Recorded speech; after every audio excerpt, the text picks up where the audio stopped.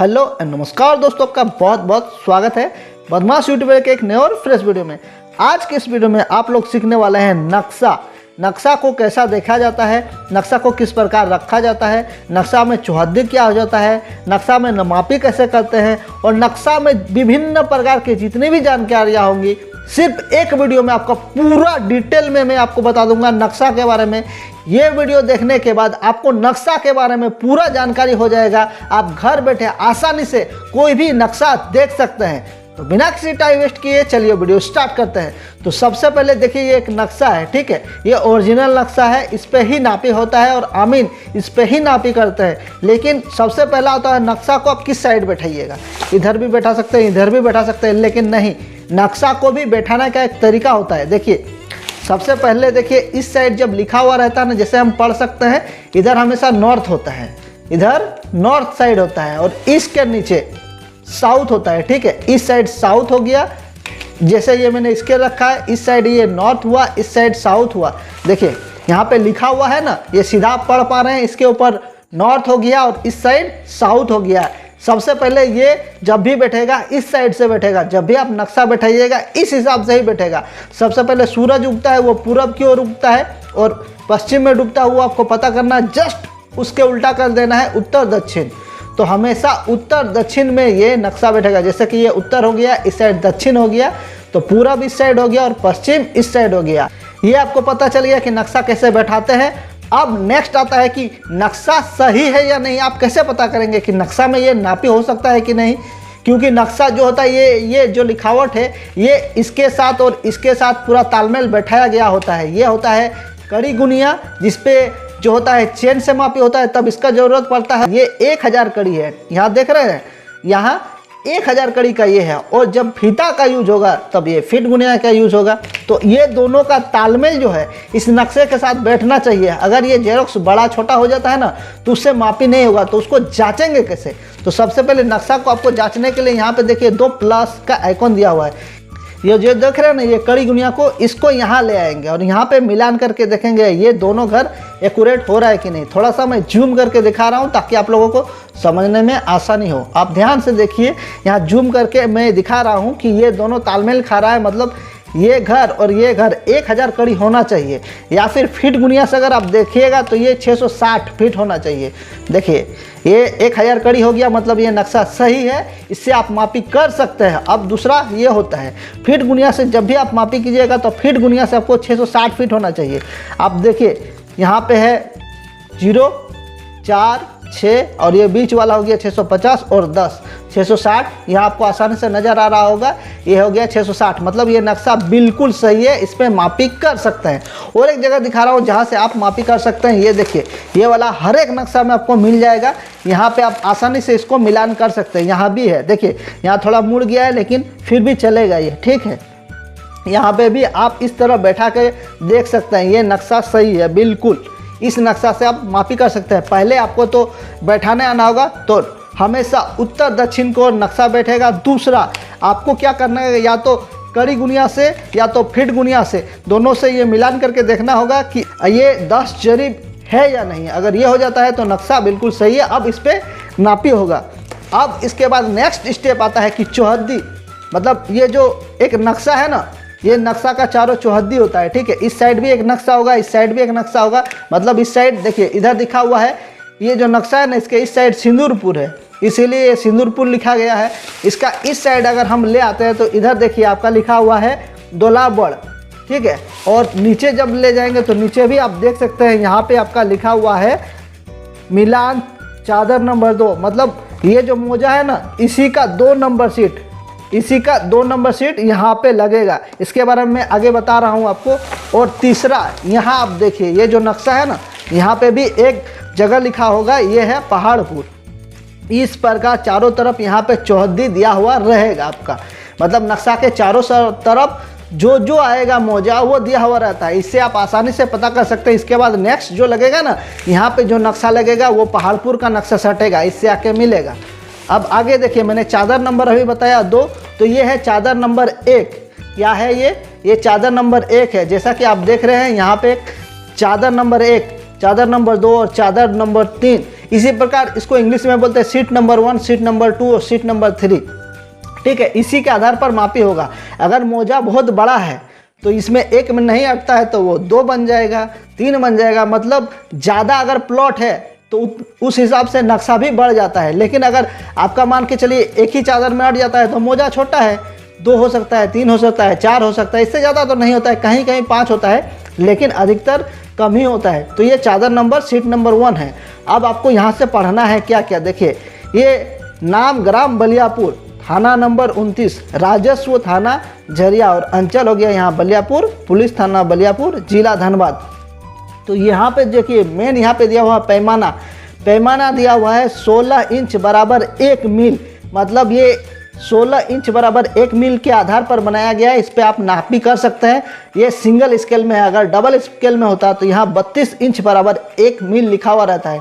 उसके बारे में भी एक वीडियो बता दूंगा कि 32 इंच बराबर 1 मील का नक्शा होता है कि नहीं, और उसमें किस प्रकार से नापी होता है वो भी मैं आपको डिटेल में बताऊँगा। और देखिए, ये नॉर्थ और साउथ का सिंबल यहाँ दिया गया है। इधर है नॉर्थ, इधर है साउथ, तभी नक्शा ये बैठा गया है। यहाँ पूरा जानकारी हो गया, आपको नक्शा के बारे में पता चल गया। अब आते हैं मेन नक्शे के ऊपर। देखिए, ये है एक नक्शा, इस पे नापी कैसे होता है। तो सबसे पहले यहाँ पे देखिए आप किनारे किनारे जो दिया गया है ना, ये वाला इस टाइप का यहाँ जो दिया गया है, ये है जोड़िया है। यहाँ पे देखिए लिखा गया है जोड़, ये जोड़िया है, मतलब इसमें पानी बहता है। ये सीमा हो गया किसी का। ठीक है, इस साइड जो है ना सिंदूरपुर का सीमा आके यहाँ पे टच करता है, अगला नक्शा आके यहीं पे सटेगा। तो ये हो गया जोड़िया। अब रोड किस प्रकार से होता है ये भी देख लेते हैं। ये जो है ना, ये जो यहाँ से यहाँ आप देख रहे हैं, ये एक रोड है। थोड़ा मैं जूम करके आपको दिखा रहा हूँ ताकि आपको समझने में आसानी हो। यहाँ पे यह जो देख रहे हैं ना, ये एक रोड है। ठीक है, ये एक रोड हो गया, ये ब्रांच रोड हो गया, ये छोटा सा एक रोड हो गया। यहाँ से गया अंदर, ये भी एक रोड हो गया। आप देख रहे हैं ये नक्शा में एक रोड हो गया, इधर भी एक रोड हो गया। और ये जो आड़ी जैसा देख रहे हैं ना आप, यहाँ पे भी है एक, यहाँ पे भी है। ठीक है, जो 2 आड़ी जैसा ये दिख रहा है, और इधर भी एक आड़ी जैसा आपको दिख रहा है। थोड़ा सा छोटा करता हूँ आराम से। अब देखिए 2 आड़ी एक साथ। ठीक है, यहाँ पे भी एक आड़ी जैसा दिख रहा है, ये एक तालाब हो गया। और यहाँ भी आड़ी आपको दिख रहा है, ये एक तालाब हो गया, मोटा आड़ी। देखिए यहाँ पे मोटा आड़ी रहेगा, इस प्रकार का लाइनिंग रहेगा, तो ये एक तालाब हो जाता है। ये भी एक तालाब हो गया, इसी प्रकार का तालाब होता है। ये रोड हो गया, इस साइड भी एक रोड गया है। आपको पता चल गया ये तालाब है, ये आड़ी है। अब मोटा आड़ी आपको दिखाते हैं। जहाँ पे मोटा आड़ी होगा ना, देखिए एक साइड में घेरा हुआ है, मतलब ये एक मोटा आड़ी है। इस साइड भी रहता है चारों तरफ, तो वो तालाब बन जाता है। यहाँ भी एक मोटा आड़ी है, यहाँ भी एक मोटा आड़ी है। अगर आपका कंफ्यूजन हो रहा है, कोई प्लॉट नापने गए हैं, तो मोटा आड़ी से आप नाप सकते हैं। ये तो हो गया ये। अब आपको गैर मजरूआ दिखाते हैं। सरकारी ज़मीन जो होता है ना, वो भी आपको दिखा रहे हैं। इसी नक्शे पे है, बहुत सारा सरकारी ज़मीन भी है। ठीक है, वो भी मैं आपको दिखा रहा हूँ। यहाँ पे देखिए, ये जो भी लिखा हुआ है ना, उसके बाद डबल डॉट दिया हुआ है। यहाँ भी है, यहाँ भी है।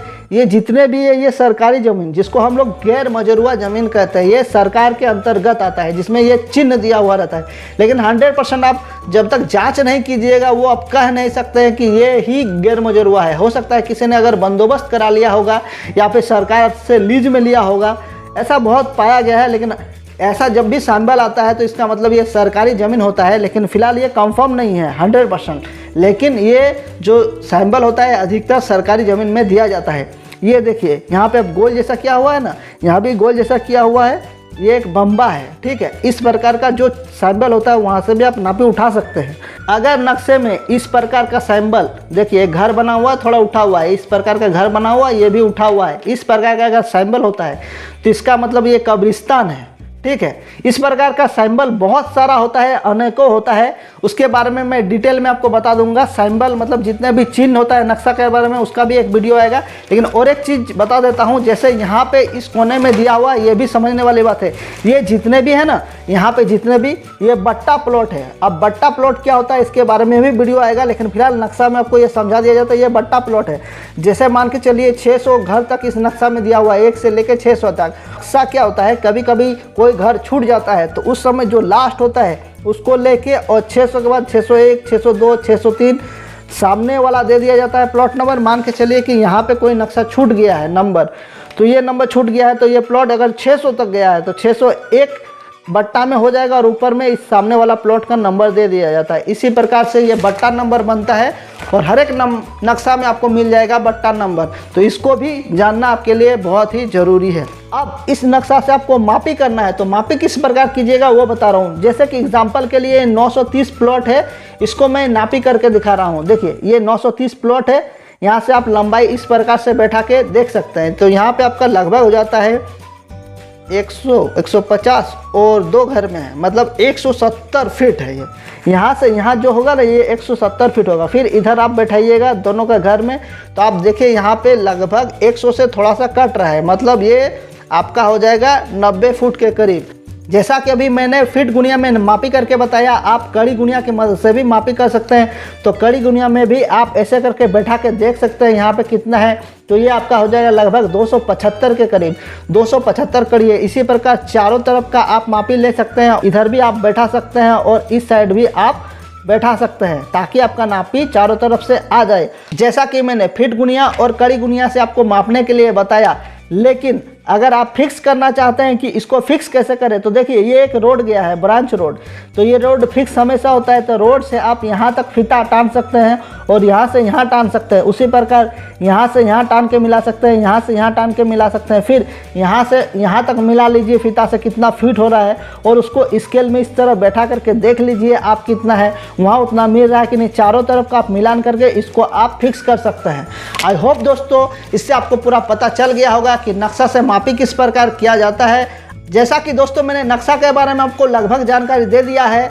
अब नक्शा के बारे में मेरा 3-4 और वीडियो आएगा, डिटेल में मैं और बारीकी से समझा दूंगा नक्शा क्या होता है, नया नक्शा, पुराना नक्शा, डबल स्केल नक्शा।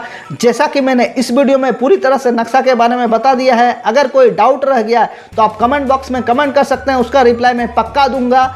और नक्शा से जुड़ा हुआ लगातार मैं और वीडियो कुछ लाऊंगा, ताकि आपका नक्शा के बारे में पूरा जानकारी हो जाए। नया नक्शा क्या होता है, पुराना नक्शा क्या होता है, अगर नापी करने वक्त जाइएगा तो किस प्रकार का नक्शा आपको लेके जाना है, सारा डिटेल में बताऊंगा। अगर आपको ये वीडियो अच्छा लगा तो वीडियो को एक लाइक कर दीजिए, साथ ही चैनल को सब्सक्राइब कर दीजिए और अपने दोस्तों के साथ शेयर करना ना भूलें। तब तक के लिए धन्यवाद।